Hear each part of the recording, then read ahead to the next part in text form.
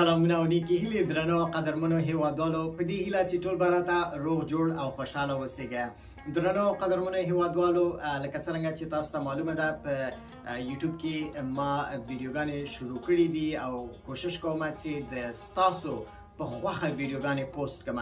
زیاتو هیوادوالو د زمانو پوښتنه کړې وه چې زمانې درته تشریح کړم، نو زمانې مې شروع کړي دي چې په سمپل پریزنټ ټینس او پریزنټ کنټینیوس ټینس باندې هغه مې ویډیوګانې مې درته پوسټ کړي دي.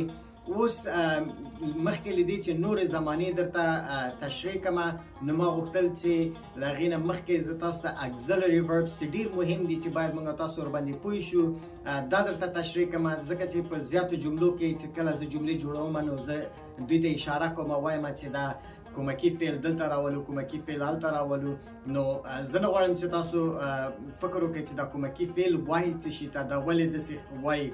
نو په دې خاطر باندې مې غوښتل چې تاسو ورسره آشنا سئ او ښه ورباندې پوه سئ. نو کومکي فعلونه مې شروع کړل. بیا کومکي فعلونه چې وه دا ویډیو یې ډېره اوږدېدله، د 1 ساعت نه زیاتېدله. نو ما کوشش وکړ چې دا په 2 ویډیوګانو کې جدا جدا کړم، ځکه چې په افغانستان کې اکثره هیوادوالو له ما څخه هیله کړې وه چې هغوی دپاره د انټرنیټ مشکلات دي او نشي کولی چې اوږدې ویډیوګانې په یوټیوب باندې وګوري، نو هغوی اکثره زما ویډیوګانې ډاونلوډ کوي او بیا وروسته له هغې څخه درس زده کوي. دوستانو مخکې له دې چې بیا هم په اکزلري وربس باندې وغږېږم، له تاسو ټولو څخه هیله کوم چې زما یوټیوب چینل در سره سبسکرایب کړئ. دوستانو زیاتره دوستان زه چې کله په یوټیوب کې ګورم نو اکثره هغه کسان تقریبا 43% دوستان چې زما ویډیوګانې ګوري هغوی سبسکرایب کړي نه دي. نو چې کله تاسو زما ویډیو سبسکرایب کړئ د هغې ګټه به دا وي چې زه کله هم نوې ویډیو پوسټ کوم نو تاسو ته به یو نوټیفیکیشن یو احوال درته راځي او درته وایي چې یاره زما نوې ویډیو پوسټ شوې ده یوټیوب ته، نو بیا تاسو کولی شئ چې ویې ګورئ. نو هیله کوم در څخه دوستانو زما د تشویق لپاره او د هیوادوالو د سره د مرستې کولو لپاره زما د یوټیوب چینل سبسکرایب کړئ او له خپلو ملګرو دوستانو سره هم شریک کړئ، تر څو له دغه تعلیمي هغه څخه ټول هیوادوال زموږ ګټه واخلي او ټولو ته په ښه تمامه سي. دوستانو زموږ هیواد موږ تاسو ته ضرورت لري او موږ تاسو کولی شو چې په مختلفو طریقو باندې خپل هیواد او هیوادوالو ته خدمت وکړو، که هغه د هرې لارې نه وي. یو ډاکټر مثلا په ډاکټر د هلته خپل خدمت کوي زموږ هیوادوالو ته، یو انجینر مثلا کورونه جوړوي هغه خدمت کوي، زما یو عسکر په غرونو کې په دښتو کې په هغه کې جنګیږي او خپل سر قرباني کوي نو وطن ته خدمت کوي. نو زموږ دغه د لاسه کېږي چې د خپلو هیوادوالو ته په دغه شکل باندې د علم له لارې نه مرسته وکړو تر څو زموږ هیوادوال له دې څخه ګټه واخلي. نو بیا هم درنه هیله کوم چې زما د یوټیوب چینل در سره سبسکرایب کړئ او له نورو هیوادوالو سره هم شریک کړئ تر څو لا زیات هیوادوال ترېنه ګټه واخلي. نو دوستانو بیرته راځم اصلي موضوع ته چې اکزلري وربس یا کومکي فعلونه یو نوم یې اکزلري وربس ده، بل نوم یې هیلپینګ وربس دی، یعنې دواړه نومونه. هیلپینګ یې کومک ته وایي، کومکي فعلونه ځکه ورته وایي چې دا د اصلي فعل سره مرسته کوي او کومک ورسره کوي. بیا دغه هیلپینګ وربس چې دي دا په 2 تقسیمه سوي دي، چې یو ته وایي پرایمري اکزلري وربس او بل ته وایي ماډل اکزلري وربس. دا چې پرایمري اکزلري وربس کم دي هغه ما تاسو ته په تیره ویډیو کې تشریح کړي دي. پرایمري اکزلري وربس مې هر یو درته جدا جدا تشریح کړي چې پرایمري اکزلري وربس بیا په 3 تقسیمه سوي دي، چې یو ته وایي to be، یو ته وایي to do او بل ته وایي to have. دا 3 وړه مې درته تشریح کړي. په to be وربس کې کوم راځي؟ am، is، are، was، were. دا په to be وربس کې راځي. او to do کې چې راځي do، does او did، دا په to do وربس کې راځي. او to have کې بیا have، has او had. دا to do دي چې دا ټول د پرایمري اکزلري تر کټګوري لاندې راځي او هر یو مې جدا جدا په ویډیو کې درته تشریح کړی ده. په هر یو کې مې جمله درته جوړه کړې ده، بیا په هغې کې سوالیه او منفي جملې مې هم درته جوړې کړي دي. په همدغه شکل باندې په دې ویډیو کې به انشاءالله تاسو وګورئ چې ما ماډل اکزلري وربس درته تشریح کړي دي او د هر یو وظیفه مې درته تشریح کړې ده چې په کوم وخت کې استعمالیږي، د څه شي لپاره استعمالیږي او څه رقم موږ تاسو کولی شو چې په دوی باندې موږ جملې جوړې کړو او په جملو کې څه رقم استعمال کړو. دوستانو دلته یو مهمه خبره دا ده چې زه کله یوه جمله جوړوم او هغه تاسو زده کوئ په ویډیو کې، کوشش وکړئ چې په همغه شکل باندې تاسو نورې جملې جوړې کړئ. مثلا کولی شئ چې د ځای نوم بدل کړئ، بل ځای نوم پکې واخلئ، د سبجیکت یا د فایل په ځای باندې بل فایل استعمال کړئ یا کس نوم پکې استعمال کړئ ترڅو ستاسو په انګلیسي کې اضافه والی راشي او په همدې شکل تاسو کولی شئ چې زیاتې جملې جوړې کړئ او ښه محاوره ترېنه جوړه کړئ. او ان شاء الله چې کله د اگزیلری وربز خلاص شو بیا به زمانی شروع کوم. د زمانی چې کله خلاص شي بیا به محاوروي جملې هم در سره شریکوم چې محاورات سره رقم کیږي، څه رقم خبرې کوو، ډاکټر ته چې ځو هلته څه رقم خبرې کوو، یا مثلا رستورانت ته ځو هلته به څه رقم خبرې کوو، په هوایي ډګر کې به څه رقم خبرې کوو. نو په هر ځای کې به دغه محاوروي ویډیوګانې هم درته جوړوم. سلام دوستان نهایت عزیز، امیدوار هستم که همهتان جور و صحتمند باشین. دوستان نهایت عزیز، ویدیو امروزی ما فقط به خاطر این است که به همراه شما روبرو صحبت بکنم و برایتان بگم که ما زمانه ها را شروع کردیم در چینل یوتیوب خود که زمان حال ساده و زمان حال جاری را پست کردیم و بعد از آن اکثر از هموطنان ما خواهش کردند که باید ما ویدیوی چیز را داشته باشم، یعنی که auxiliary verbs یا فعلای کمکی را ما در جابجا کردم، چون به خاطر که اکثر در جملات وقتی ما اشاره میکنم برای بعضی چیزا ما میخوایم که شما با اسمشان آشنا باشین که من درباره چی صحبت میکنم و درباره چی گپ میزنم. ما میخوایم که شما با ایشان آشنا باشین، چون parts of speech در ویدیوهای گذشته براتان همهش تشریح کرده بودم که اسم چی هستک، ضمیر چی هستک، فعل چی هستک و حرف ربط چی هستک، حرف اضافی چی هستک، همهش شما آشنا شدین. حالی که وقتی من در یک جمله از اونا نام میگیرم برای شما آسان تر هستک و میشناسین. و به می خاطر خواستم که auxiliary verbs که بسیار مهم هستند اینا رو در اینجا جابجا بکنم که من اکثر در جملات وقتی جملات منفی می سازم یا جملات سوالیه می سازم و یا زمانه ها را تشریح می کنم، در اینجا اکثر من درباره auxiliary verbs یا helping verb گپ میزنم و من نمیخوام که شما فکر کنین که اینا دیگه چی هستن، اینا رو خب ما نشنیده بودم. به مو خاطر من کوشش کردم که یک ویدیو یکی نه بلکه دو ویدیو را براتون درست کنم درباره helping verb یا auxiliary verb، چون ویدیو بسیار دراز میشد، از یک ساعت بیشتر میشد. به می خاطر و هموطنان ما که در افغانستان زندگی میکنن مشکلات اینترنت دارن و نمیتونن که ویدیوهای دراز را در افغانستان با اینترنت بسیار کم اونا تماشا کنن. پس خواستم که ویدیو را چیز کنم، دو بخش کنم که نیم ساعته، تقریبا نیم ساعت 27 دقیقه 28 دقیقه اینقدر ویدیو باشه که برای دوستانی که در افغانستان زندگی میکنن اونا اکثرا ویدیو را تماشا میکنن، دانلود میکنن، بعدا شریک میسازه با دوستای خود و ازش یاد میگیره، تکرارا میتونه که ویدیو را تماشا کنه و ازش یاد بگیره. دیگه دوستانی عزیز، در ویدیو گذشته درباره auxiliary verbs یا helping verbs یا فعلای کمکی ما صحبت کردیم و برایتان در یوتیوب پست کردیم. گفتیم که auxiliary verbs یا فعلای کمکی چی هستند؟ فعلای کمکی فعلای هستند که همراه فعل اصلی کمک میکنن و همچنان وقتی که ما خواسته باشیم یک جمله را منفی بسازیم یا سوالیه کنیم از همین فعلای کمکی ما استفاده میکنیم. و فعلای کمکی که هستن auxiliary verbs، اینا را helping verbs همچنان میگن. دو نام داره که helping verbs و auxiliary verbs. اینا به دو تقسیم شدن که یکیش را میگه primary auxiliary verbs، دیگهش هم میگن model auxiliary verbs. که primary auxiliary verbs ویدیوش براتون در یوتیوب پست کردیم که خود primary auxiliary verbs سه تقسیم شده، یکیش میگه to be verbs، یکیش میگه to do و یکیش میگه to have. که to be شامل am, is, are, was, were هستند و to do, does, did و to have, has و had که هر کدامش جداگانه براتون در ویدیو گذشته تشریح کردیم، جمله جور کردیم و سوالیه و بیانیه، سوالیه منفی، هر کدامش جداگانه براتون تشریح کردیم. حالا میایم در این ویدیو براتون میخوایم که مدل اگزیلریز را براتون تشریح کنم که مدل اگزیلری چی هستن و در کجا ما شما میتونیم که استعمالش کنیم و چه قسم ازش میتونیم که استفاده بکنیم در جملات از اینا. دوستان عزیز، امیدوار هستم که ویدیوهای ما خوشتان آمده باشه و لطفا در کامنت بگذارین که آیا از ویدیوهای من راضی هستین یا نیستین، یا اگر چیزی پیشنهاد یا اعتراضی داشته باشین لطفا در کامنت بریم بنویسین تا من بتونم که برای شما ویدیوهای بهتر و عالیتر را براتون آماده بسازم که تا شما آسانتر انگلیسی را در خانه های خود یاد بگیریم.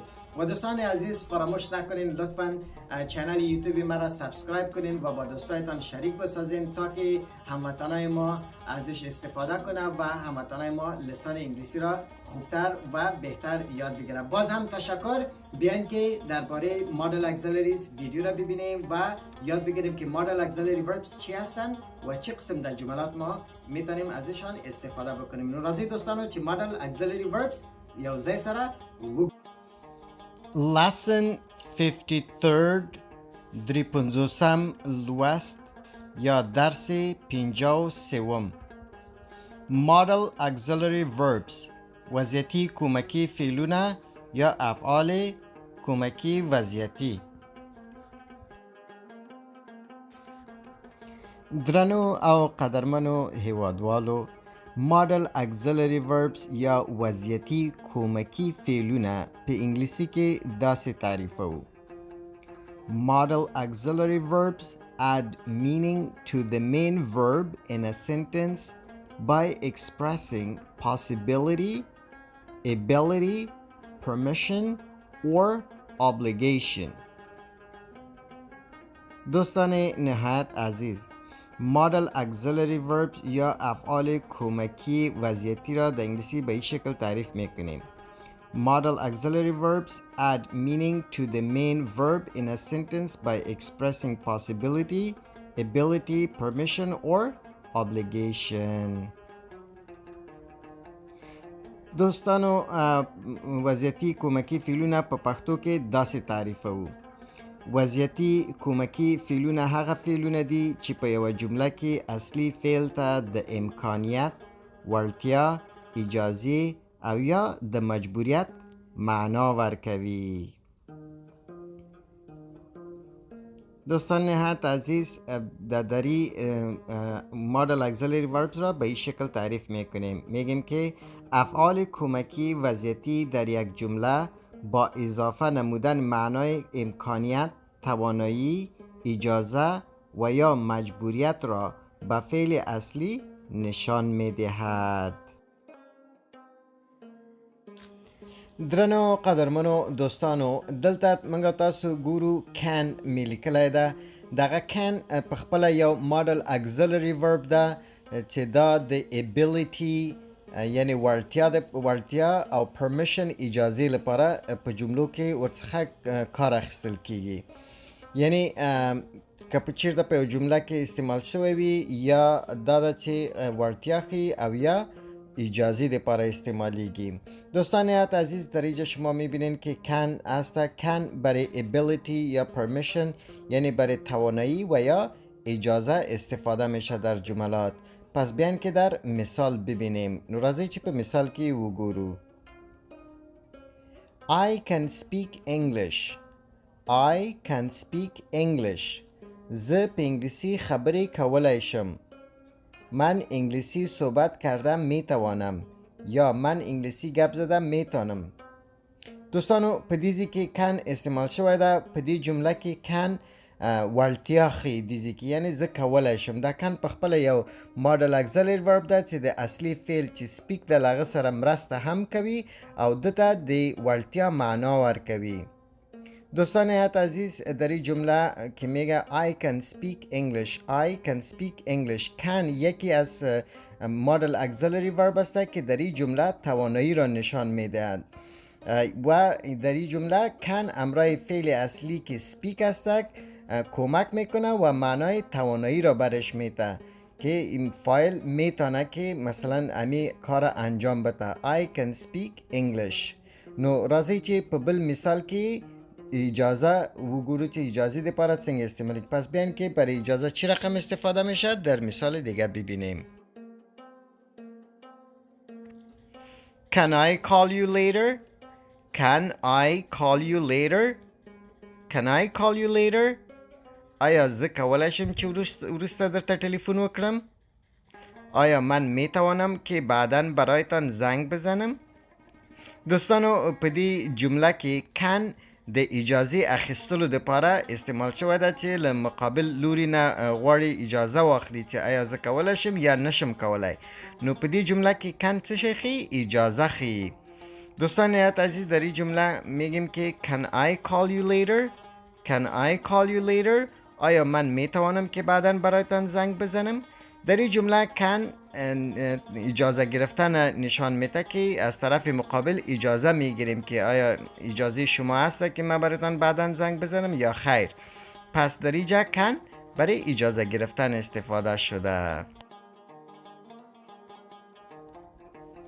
دوستانو could یو بل model auxiliary verb ده چې د ماضی وړتیا ښیي، د تیرې شوې زمانه کې وړتیا ښیي او وړاندیز او د راتلونکي امکاناتو لپاره جملو کې له could څخه موږ تاسو کار اخلو چې په انګلیسي کې وایي past ability, suggestion او future possibility. د دغه درې شیانو لپاره له could څخه په جملو کې موږ تاسو کار اخلو.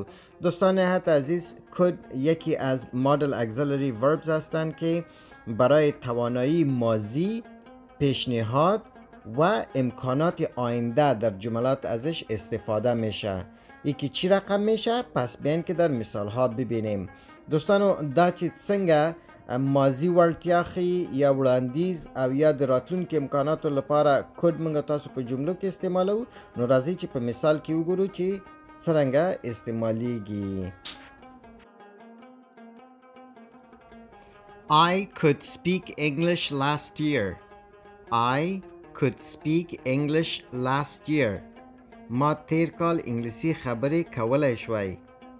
دوستانو په دې جمله کې په اوله جمله کې could دیزی کې وړتیا ښیي، په ماضي وړتیا یعنی په تیر شوي وخت کې ما یو کار کولای شوای. بیا په دویمه جمله کې وای you could write this. You could write this. ته کولای شې چې دا ولیکې. په دې جمله کې پیشنهاد کوي، درته وړاندیز کوي، په وړاندیز دپاره استعمال شوی ده. او په دریمه جمله کې وایي چې it could be raining tomorrow. کیدای شي سبا باران ووریږي. نو په دې جمله کې څه ده؟ could د راتلونکي یا د راتلونکي امکاناتو دپاره استعمال شوی، یعنی امکان لري چې سبا به باران ووریږي. دوستان نهایت عزیز در جمله اول ما شما میگیم که I could speak English last year. ما سال گذشته میتونستم انگلیسی صحبت کنم. could برای ماضی استفاده شده. حالت دوم کن هم هستک و برای ماضی که دیجا توانایی را نشان میده. در جمله دوم میگیم که you could write this. شما میتونین این را بنویسین. در اینجا یک پیشنهاد است. و در جمله سوم it could be raining tomorrow. میشه که فردا بارانی باشه یا باران بباره. در جمله سوم امکان آینده را نشان میده. دوستانو دلته لرو should د نصیحت لپاره استعمالیږي او د منطقي انګیرنې لپاره چې یو انګیرنه لرو د هغې لپاره له should څخه په جملو کې موږ تاسو استفاده کوو.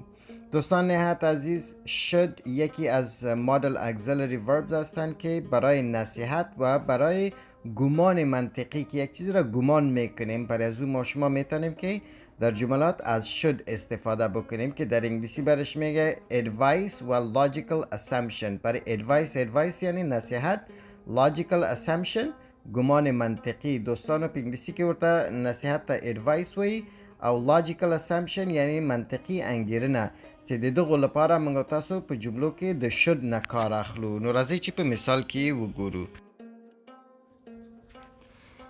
دوستانو په دې جمله کې you should not smoke cigarettes. You should not smoke cigarettes.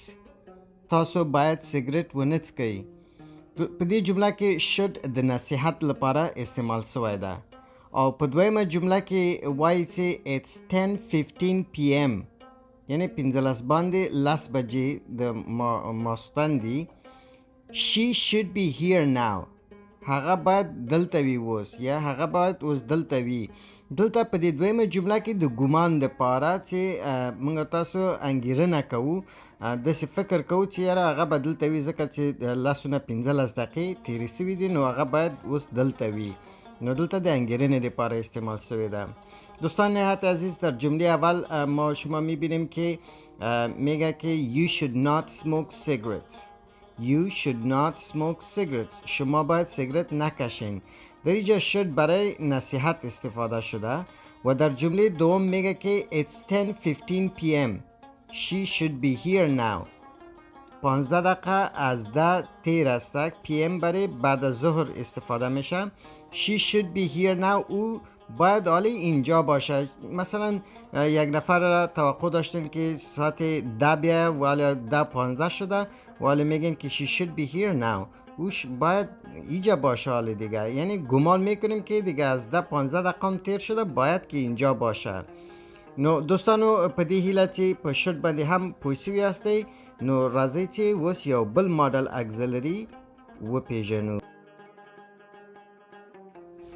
دوستانو will یو بل ماډل اګزلري ورب ده چې د فیوچر ټنس offer او انویټیشن په انګلیسي کې وایي د دغو دپاره استعمالیږي. یعنی د راتلونکې زمانې دپاره موږ تاسو د will څخه کار اخلو د وړاندیز لپاره او د بلنې لپاره چې چاته بلنه ورکوو د هغې دپاره له will نه موږ تاسو ګټه اخلو په جملو کې.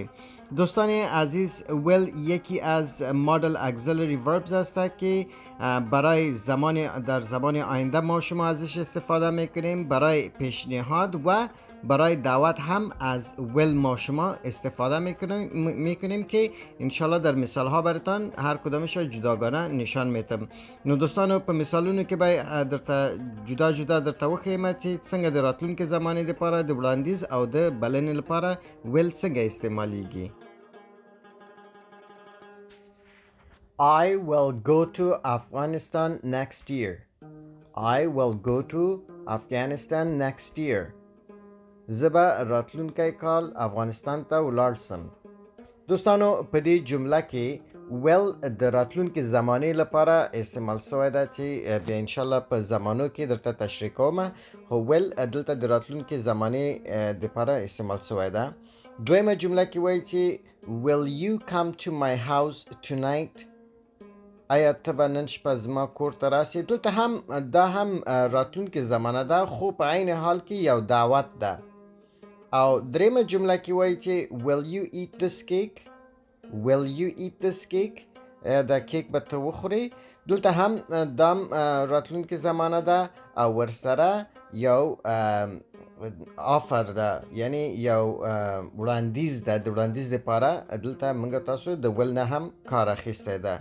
دوستان عزیز در جمله اول ما شما میبینیم که میگیم I will go to Afghanistan next year. من سال آینده افغانستان خواهم رفت. در اینجا will برای زمان آینده استفاده شده. در مثال دوم که میگیم will you come to my house tonight. آیا امشب خانه ما میایید؟ در اینجا will باز هم زمان آینده است و در عین حال برای دعوت استفاده شده. و در مثال سوم میگیم که will you eat this cake. آیا شما این کیک را خواهد خوردین؟ در اینجا برای پیشنهاد استفاده شده. دوستانو په دې صفحه کې دوه ماډل اګزیلری وربس یو می ده او بل مایټ دا درته معرفي کوم. می د possibility او permission یعنی امکان او اجازه لپاره استعمالیږي.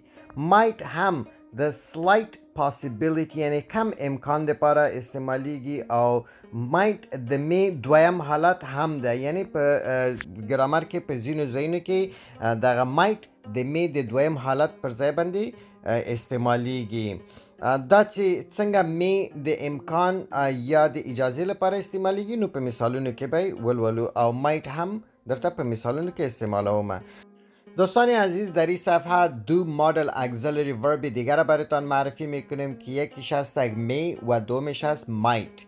می برای possibility و permission یعنی امکان و برای اجازه ما شما در جملات ازش استفاده میکنیم. might که هست برای slight possibility یعنی اینم برای امکان استفاده میشه ولی امکانی کمتر از می باشه. و might حالت دومی می هم است که در بعضی جملات ما شما از might استفاده میکنیم من حیث حالت دومی می. ای که می و might چی رقم برای possibility، برای امکان یا برای اجازه و یا حالت دوم می هستند. چه قسم هستند؟ بیاین که در مثال ها ببینیم. It may rain today. It's cloudy. یعنی نن شاید ووریگی، باران ووریگی، ولی چه هوا کلاودی ده، یعنی هوا وریزناکه ده. دوستانو په دیزی که می د امکان ده پاره استعمال شده ده، چه امکان لري چه نن باران وسی، ځکه چې آسمان وریزناکه ده نو امکان لري چه باران وسی. او په دویمه جمله کې وایي چې may I come in، از کولی شم چې دننه درشم. په دیزی که می د اجازه ده پاره استعمال شده ده، چه اجازه اخلی، په دیو بلچانه اجازه اخلی، دغه ده پاره منگا تاسو هم لمی څخه استفاده کوو یا ګټه اخلو په جملو کې. دوستان عزیز، در جمله اول ما شما میبینیم که میگه It may rain today. شاید امروز باران بباره. It's cloudy، به خاطر که هوا ابرآلود است، یعنی امکانش است که باران بباره چون آسمان ابرآلود است. در اینجا برای امکان استفاده کردیم از می. و در جمله دوم میگیم که May I come in؟ آیا من میتونم داخل بیام؟ در اینجا می برای اجازه گرفتن استفاده شده. نو راځئ چې دوستانو اوس might و پیژنو چې might څنګه په جملو کې استعمالیږي. پس بیان دوستان عزیز که might را ببینیم که در جملات might را چی رقم استفاده میکنیم. I might go to Afghanistan next year. زه شاید راتلونکي کال افغانستان ته ولاړ سم. دوستانو په دې جمله کې هم موږ تاسو might استعمال کړی ده او په تیر مثال کې موږ تاسو may استعمال کړی و. د دواړو یوه معنا ده، معنا یو ده امکان لپاره استعمالیږي، خو که چیرته may استعمال شوی وي د might په ځای باندې، یعنی د may امکان نسبت might ته لږ زیات ده، نو فرق دا ده، یعنی might د مینا امکان کم وی. او په دویمه جمله کې موږ تاسو وایي چې I said it might rain but I was wrong.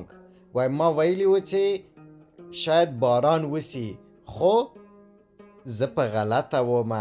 په دې ځای کې د چی شي لپاره استعمال شوی ده؟ په دې ځای کې might د می دویم حالت په شکل باندې دلته استعمال شوی ده، یعنی د هغه دویم حالت چې په تیره شوې زمانه کې استعمالیږي. دوستان نهایت عزیز، در جمله اول ما شما میبینیم که میگه I might go to Afghanistan next year. من شاید سال آینده افغانستان برم. اینجا might که برای نشان دادن امکان استعمال شده اینجا عین معنای می را داره، ولی فرق بین می و might همین است که امکان می بیشتر از might است، یعنی might کمتر امکان داره، امکانش کمتر است اگر وقتی در جمله استفاده کنیم. و در مثال دوم ما میگیم که I said it might rain but I was wrong. ما گفته بودم که باران میشه ولی من اشتباه کرده بودم، یعنی من درست نگفته بودم. در اینجا دوستان عزیز might منحیث حالت دوم می استفاده شده، یعنی در ماضی استفاده شده. ماضی می چی هست؟ might هست، یعنی might حالت دوم می هم هست که در مثال دوم منحیث حالت دوم می استفاده شده. امیدوار هستم که می و might را درست فهمیده باشین. دوستانو په دې هیله چې په می او might باندې ښه پوه شوي یاستئ، نو راځئ چې نور model auxiliaries وپیژنو. کې د یو بل model auxiliary verb چې must ده، دا درته معرفي کوم. must د obligation یا مجبوریت لپاره په جملو کې ورڅخه ګټه اخلو. لکه په جملو کې چې وایي چې یو ځای کې یو چی ته باید وکړي، د هغې دپاره موږ تاسو چې استعمالو must استعمالو، چې په مثالونو کې به یې درته تشریح کردم. دوستان نهایت عزیز must یکی از model auxiliary verb است که این به خاطر obligation یا مجبوریت در جملات استفاده میشه. پس بیاین که در مثال ها ببینیم که must را در جمله چی رقم استعمال میکنیم. You must pray 5 times a day. You must pray 5 times a day. ته باید د ورځې 15 وخته لمونځ وکړې.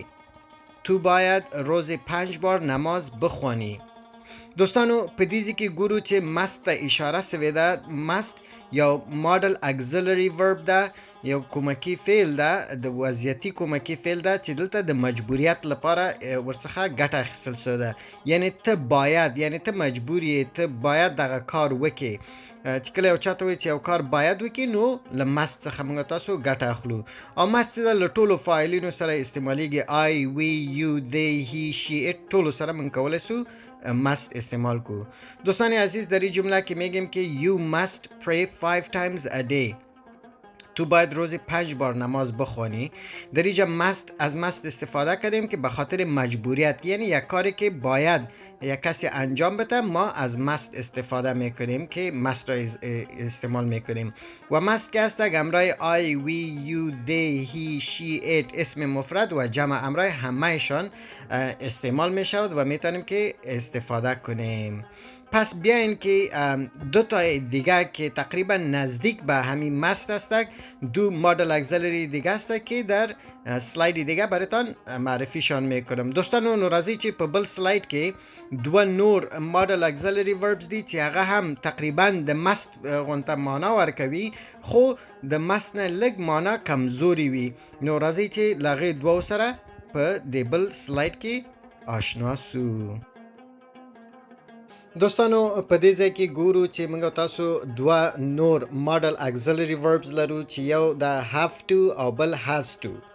دا have to او has to دواړه د مجبوریت لپاره هم استعمالیږي. که چیرته دغه have to او has to تنها وي یا have یا has وي نو د لرلو معنا ورکوي. کله چې to ورسره راځي نو بیا د باید معنا ورکوي. چې دلته have to له I, we, you, they او plural nouns یا جمع اسمونو سره استعمالیږي، او has to له he, she, it او singular nouns یا مفرد اسم سره په جملو کې استعمالیږي. بیا دا چې څه رقم په جملو کې استعمالیږي په مثالونو کې به درته وښیم. دوستان نهایت عزیز دو تا مدل اگزیلری دیگه هستند که یکیش have to و دیگهش هم has to. اگر امین have to و has to فقط تنها have و has باشه به معنای داشتن است و اگر همراهش to اضافه میشه پس به معنای باید میشه که مانند must اینم برای مجبوریت استفاده میشه در جملات. have to همراه I, we, you, they و اسمای جمع استعمال میشه و has to همراه he, she, it و اسمای مفرد در جملات استعمال میشه. پس بیاین که در مثال ها ببینیم که have to و has to چه قسم در جملات میتونیم استعمال کنیم. I have to go to school. I have to go to school. زه باید ښوونځي ته لاړ شم. دوستانو په دې کې have to بیا هم د باید معنا ورکوي، خو لکه څرنګه مې چې مخکې درته ویلې معنی د must او د دې معنا یو شی ده، خو په must کې تاکید زیات ده ورباندې، یعنی ډیر زیات باید مجبوری او په دې کې لغې نه نسبتا فیصدي کمه ده. په دویمه جمله کې وایي چې she has to go to school. هغه باید ښوونځي ته لاړه شي. دلته لکه څرنګه مې چې مخکې درته ویلې د he, she, it او مفرد اسم سره has to استعمالیږي او د I, we, you, they او جمع اسمونو سره have to. نو وایي چې she has to go to school. هغه باید ښوونځي ته لاړه شي. بیا د دغو دواړو په ماضي کې یا تېره سوې زمانه کې بیا had to موږ تاسو استعمالوو چې وایي we had to go to school. موږ باید ښوونځي ته تللي وو. دا په تېره سوې زمانه کې د دې دواړو دویم حالت شه ده had to ده چې په تېره سوې زمانه کې موږ تاسو had to وایو. نو دا هم مدل اگزیلری وربز دی. په دې هیله چې په دې باندې ښه پوه شوي هستئ. دوستان عزیز در این جملات ما شما میبینیم که اول میگیم I have to go to school. من باید مکتب بروم. در اینجا have to یکی از مدل اگزیلری ورب است که قبلا براتون گفتم که have to همراه I, we, you, they و اسمای جمع استفاده میشه. و جمله دوم میگیم که she has to go to school. او باید مکتب برود. has to همچنان یکی از مدل اگزیلری ورب است که همراه he, she, it و اسمای مفرد استعمال میشود. و حالت ماضی ای دوتا باز had to است که در جمله سوم براتون استعمال کردیم که میگیم we had to go to school. ما باید مکتب می رفتیم. در اینجا had to استعمال شده. have to, has to و had to یک معنا داره، منتها have to و has to در زمان حال استفاده میشه و had to در زمان گذشته و اینا به معنای باید هستند که must همچنان معنای باید داشت، ولی must کمی تاکید بالاش بیشتر است نظر به have to و has to. دوستانو دا هم و Model Auxiliary Verbs په دې هیله چې په Model Auxiliary Verbs باندې به ښه پوه شوي هسته. دوستان نهایت عزیز اینام بودن Model Auxiliary Verbs. امیدوار هستم که Model Auxiliary Verbs را درست فهمیده باشین و با امید همکاری همیشگی شما. خداحافظ. زنده باد افغانستان. ستاسو له توجه څخه نړۍ مننه. په دې هیله چې ویډیو مو خوښه شوې وي. قدرمنو هیوادوالو، د ویډیو لایک او شیر مو هیر نشي او زموږ د یوټیوب چینل هم در سره سبسکرایب کړئ. مننه. تشکر از توجه شما عزیزان. با امید اینکه ویدیو قابل پسند شما قرار گرفته باشد. هموطنان عزیز، لطفاً لایک و شیر این ویدیو را فراموش نکنید و چینل یوتیوب ما را نیز سابسکرایب کنید.